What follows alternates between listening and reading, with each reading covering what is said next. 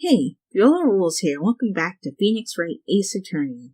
So, we're trying to figure out if the murder was premeditated or not, and, well, the judge seems to think so. The judge agrees with everything. He's not very bright, so can't really trust anything he says, can I? Premeditated murder, a serious offense. Witness, add this to your testimony. Okay. The murder was planned. The rubber gloves prove it. I don't like this statement. The murder was planned. The rubber gloves prove it. This statement is incorrect, but what do I need to present? Murder weapon found with lots. Oh, right. If it was premeditated, why didn't she have a weapon on her? Witness, do you know what this is? Are you trying to test me? I sell box lunches for a living, you know. And? That's a knife. The knife. The knife that was in Mr. Edgeworth's trunk. Indeed, it is my knife. What's with this case?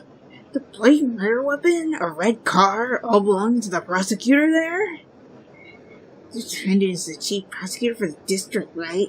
Mommy, are prosecutors bad people? The defense has a request. We ask that the witness provide an accurate testimony. What's that, rookie? In your testimony, you stated that Lana Skye planned this murder. And that's why she was wearing those special gloves. Seems like a natural conclusion to me. The gloves do indicate planning. However, why would she not also prepare the most important thing, the murder weapon? Oh. This knife just happened to be in the trunk of that car. Ladies and gentlemen, if you're going to plan a murder, you don't forget the weapon. Yeah, exactly. Order, order, order. Great, now the tide is turning in our favor. Don't get too excited just yet. Great show, Mr. Wright. My sister's as good as free. We're up against Edgeworth, though. Right. I believe the next lunch you'll be eating is humble pie. What? I hope you weren't deluding yourself into thinking that the tide has turned. Not over such a trifling detail. But this shoots a hole in the whole premeditated theory. Yeah, but... Bah. The prosecution could care less if it was premeditated or not. The only one who seems to care is that lunch lady over there. Ooh, you offended her with that. The defendant, Lana Skye, murdered a detective with a knife. That is the only thing the prosecution need prove, nothing else. Very good, Mr. Prosecutor. I suppose you think you're clever now. But you know as well as I do that she planned on killing him. It was planned. If she wasn't, why would she have been wearing... I believe I'd like to hear your testimony again. Witness, please tell us only what you saw, not what you thought. How dare you! My powers of deduction are not to be underestimated. Really now? Angel's deduction. Lana Skye intended to murder Detective Goodman. That's why she called the victim all the way to the prosecutor's office. I'm sure the chief prosecutor hasn't had a grudge against the victim. Nothing else could drive that human machine to plunge the knife in again and again. The victim was summoned from the police department to the prosecutor's office. It does sound a lot like premeditation, doesn't it? So, if I order pizza, does that mean I'm planning to kill the delivery boy?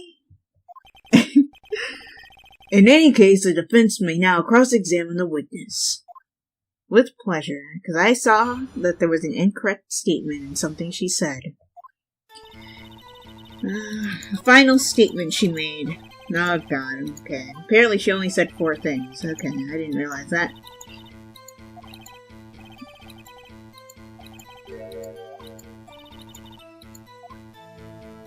Anyway, that's why she goes, I'm sure nothing else could drive that human machine to plunge the knife in again and again. That is incorrect, because according to the autopsy report, there was only 1 knife wound. I'm pretty sure he was only stabbed once.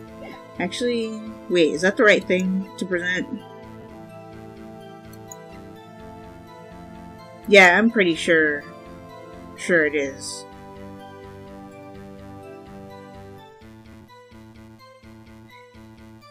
Well, I guess there could be only 1 knife wound and she stabbed him multiple times, but I'm pretty sure it was mentioned before that she only stabbed him once.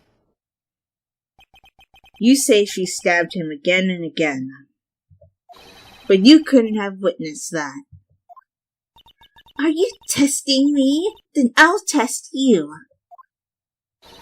With my moss surprise. Put your lunchbox away. I'm afraid the moss is growing under our feet as we wait, Miss Starr. Well, what do you mean? I shouldn't have to explain this, but take a look. The autopsy report states that the death was due to a loss of blood from 1 stab wound. Aha! You're right!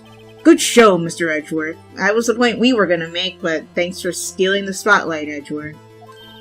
What a hunk! He's my hero, really. What about my objection? No one noticed? Well, witness? You got the crime scene set, right? Oh, thanks. Judge, stop eating, please. I always believed that no one could ever mistake ketchup for blood. But now I realize that such mistakes are possible. So, you're saying you mistook something for blood? When she lifted her knife, I thought I saw blood at her breast. Splattered blood from her victim. That's why I thought she must have stabbed him at least twice. Okay, that doesn't make any sense, but go on, I guess. Tell us what you saw that you thought was blood. Testify. Her red muffler looked like blood to me. That's how ghastly the whole scene was. Red muffler? What are you talking about?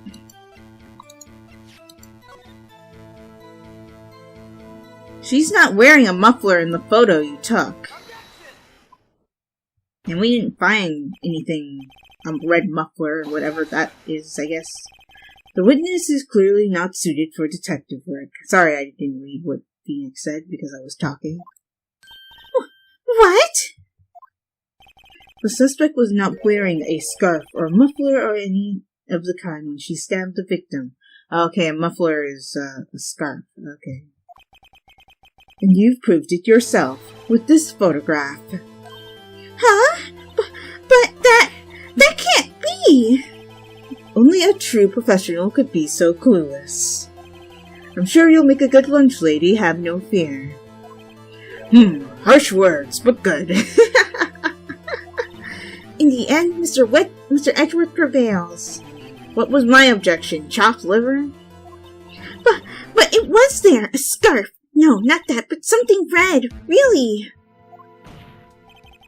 Well now, where were we?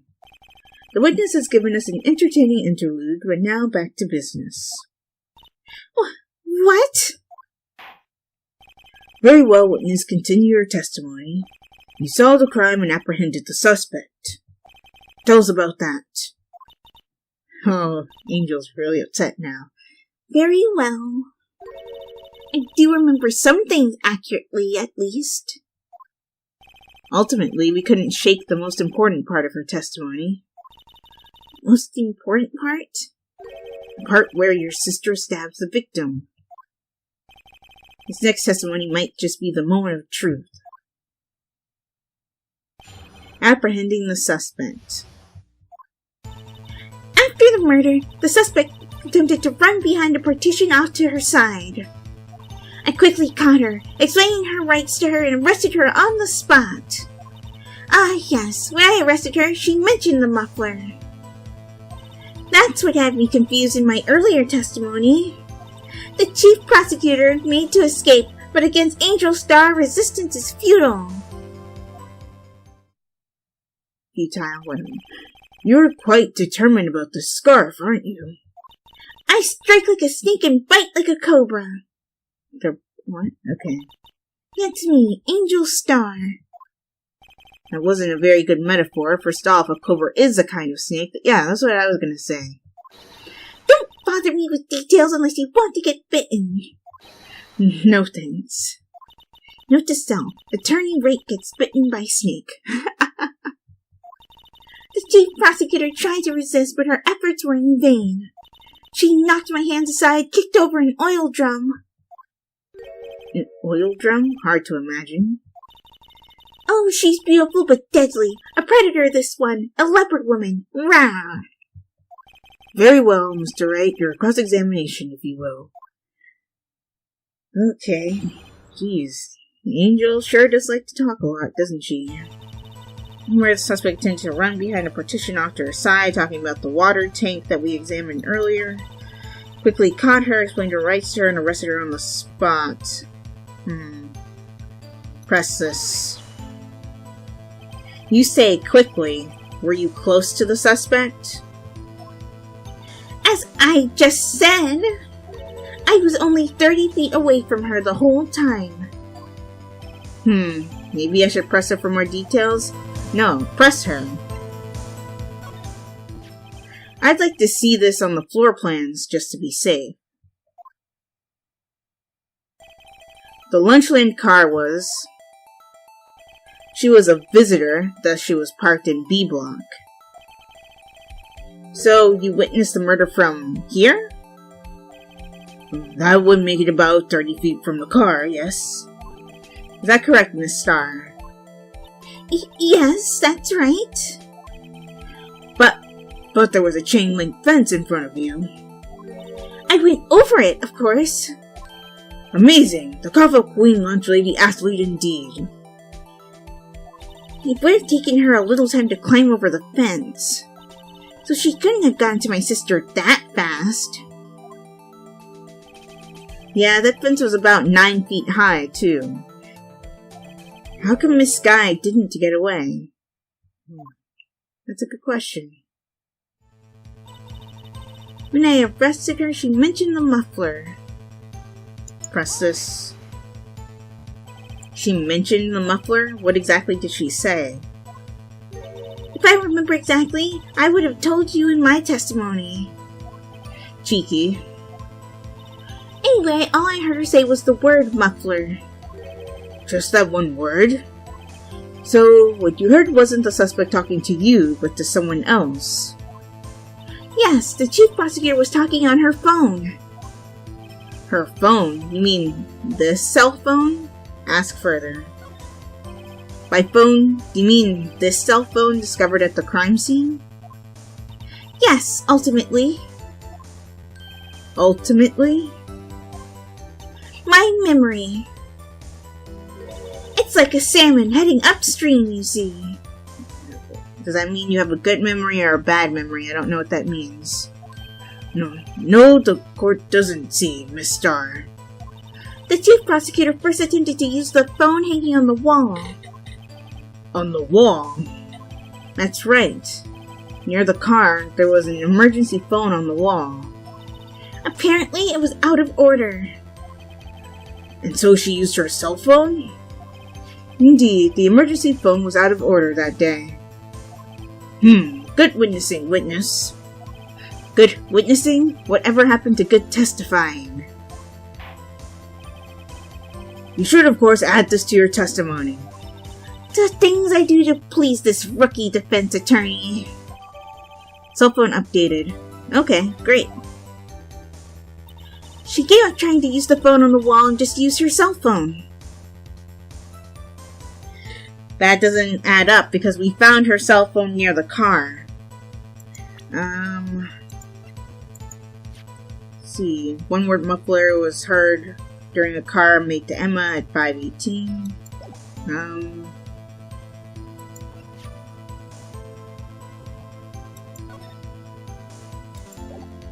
I need to present something at this. Again, I'm uncertain of what to present because this is incorrect. I'm just gonna press the statement. Maybe that's enough. Do you think you could restate your testimony for the court? I was going to ask the same thing. I'll only say this one time, so listen close, rookies.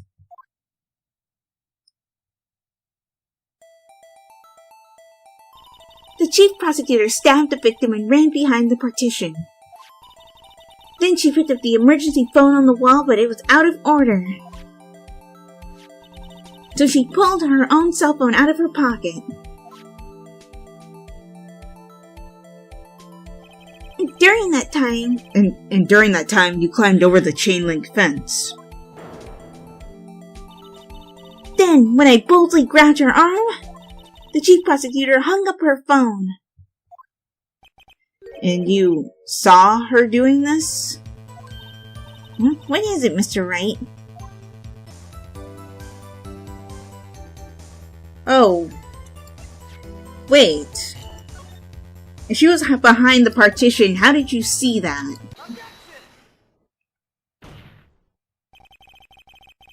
I have to conclude that you have a personal grudge against Miss Lana Skye. Well, against all prosecutors, it seems, but yeah. The witness is a former detective. Her testimony is unmarred by personal bias. Ah, you wish it was, Edgeworth. Well, who would have thought that you would be my knight in shining armor, prosecutor? You who, together with the chief prosecutor, kicked me out 2 years ago. Well, Miss Starr, this is a fatal contradiction with your testimony. How do you explain this? I don't know what you're talking about. Mess with me, and I'll make you cough it all up. Let's look at the floor plans. You said you witnessed a crime from this point. However, if that's true, you couldn't have possibly seen Miss Skye making that phone call. I believe you see what I'm getting at. That emergency phone was on the back side of this partition. If indeed you were in B block, you couldn't have seen it. What? Order! What is the meaning of this? It's simple, Your Honor. She's not coughing up lunch, she's coughing up lies. That's quite a claim, Mr. Wright. Perhaps you will allow me a question? Tell us exactly what lie this witness has told the court. Here's where the counterattack begins. I can't afford to get this wrong. The witness lied about what she saw, where she saw it, the order of events.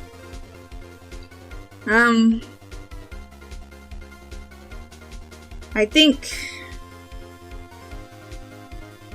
she lied about where she saw it, because what she saw, more or less, with some wrinkles, has been accurate, and the order of events doesn't seem to be out of order.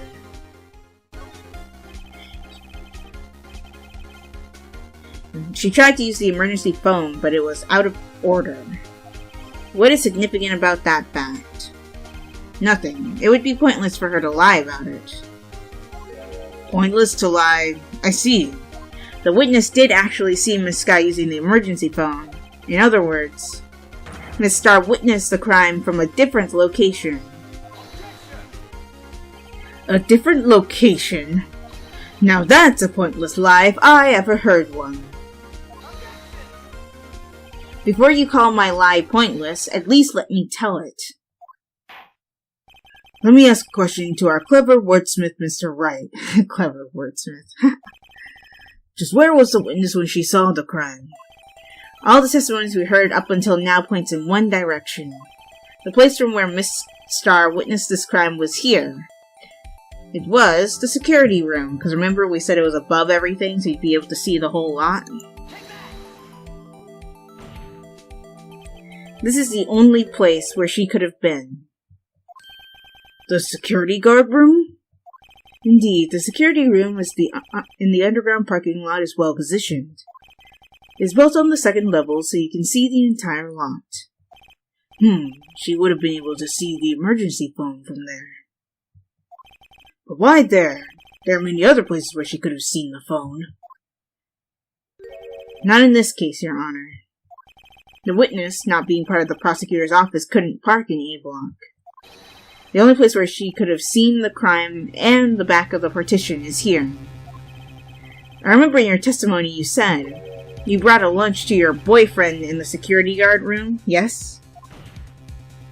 Well, Miss Star? How many years have I been getting the better of men? To think that the tables could be turned! Today a man has got the better of Angel Star. Order, order, witness. What have you done? You used to be a detective. You should know better. I'm not turning back. The guilty will be punished. And I'll do what I must to make sure justice prevails. The guilty? Is she talking about Miss Sky? Mr. Wright, doesn't this strike you as odd? Why did Miss Star lie? It doesn't make any sense.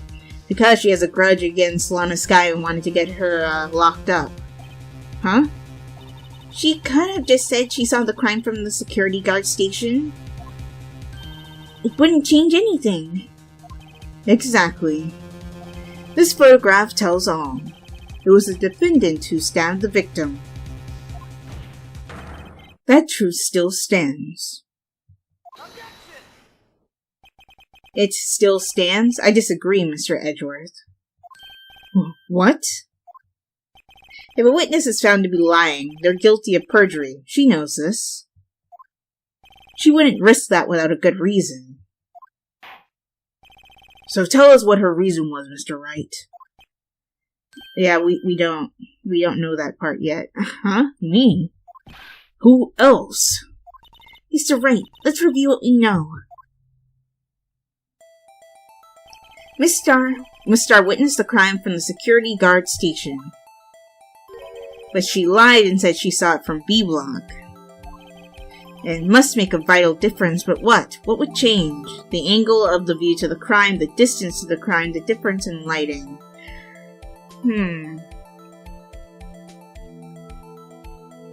I don't think it would change the distance to the crime. Difference in lighting. That's not significant.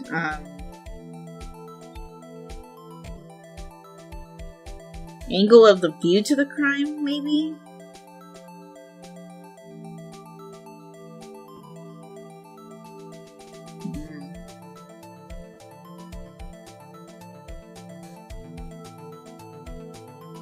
Actually, hold on. Can I see the court record for a second? I need to see the floor plan.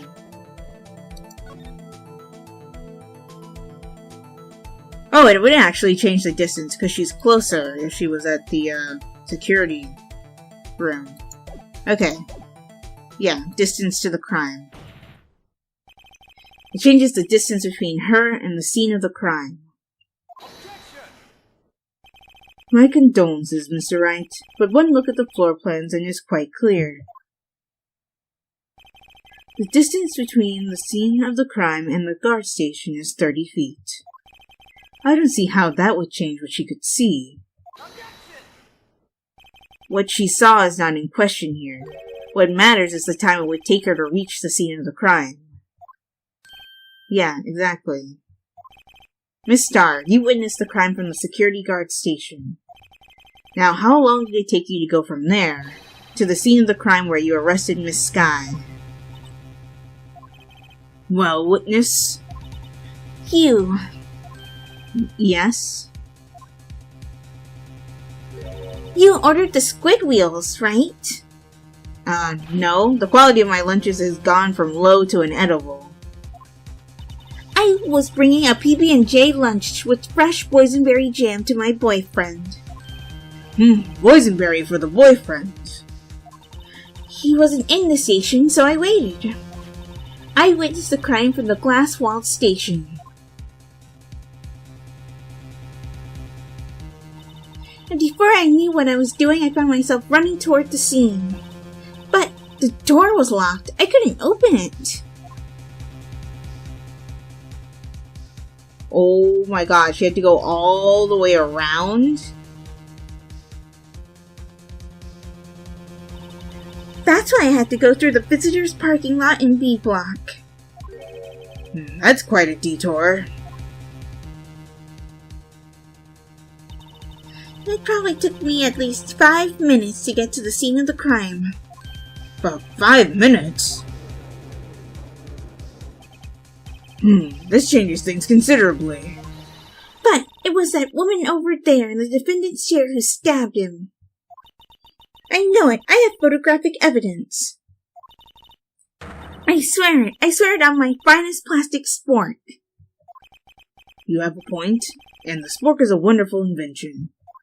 You sure get sidetracked easily, don't you, Judge? Would you like another caviar lunch? Absolutely. This judge. Oh. Mr. Wright, you have to do something. Do I have any evidence to stop this? Raise an objection. 5 minutes between the witnessing of the murder and the arrest. Think about it. You could make pasta in that amount of time, if you like it al dente. I've got lunchboxes that tie pasta into knots, Ricky. A 5-minute blank. Isn't that strange? Strange. If you were a criminal, what would you do with 5 minutes, Your Honor? Well, I guess I'd flee the scene. Hey! Don't get the wrong idea. I didn't kill anyone. That's not the point, but thank you for basically making the point we were trying to make. But you have the instincts of a killer. You would run, but this time was different. Miss Guy dawdled at the scene of the crime. She even had her picture taken. No true criminal would act this way. It's inconceivable. Yeah, so she wanted to be caught, it seems. Well then, it seems we've come to the end of this testimony. She has a grudge against the defendant, and there's a blank in her testimony. Mr. Edgeworth is the next witness ready to go. Unfortunately, I appear to have overestimated this witness on account of her professional history. We did it! We screwed that can shut, Mr. Wright. That was too close. I'm afraid that the Capo Queen has been dethroned. And with that, court is adjourned. Huh? What? Mr. Edgeworth, you ordered the squid wheels, right? That's the one she tried to foist off on me. I prefer not to take the defense team's leftovers. Anything else to say? I might be able to save you. I have decisive evidence. What was that? Is this another one of her trick lunchboxes? My apologies, but we have no further questions to ask of you, Miss Starr. Is this your jumbo lunchbox? Ooh, a triple-decker. And it's going to take him a while to eat that, so... Out of deference to the witness's determination, I'll allow one more testimony. And we'll hear her testimony in the next episode. Hopefully it's not chock full of lies, which it probably will be. But anyway, if you guys enjoyed this episode, give it a like. Also be sure to like my Facebook page and follow me on Twitter, as well as support my Patreon and check out my reaction channel. All those links will be in the description below. And subscribe for more. If you are subscribed or a new subscriber right now, be sure to hit that bell icon so you're notified when I upload videos. This is Viola Rules, signing off. Talk to you later.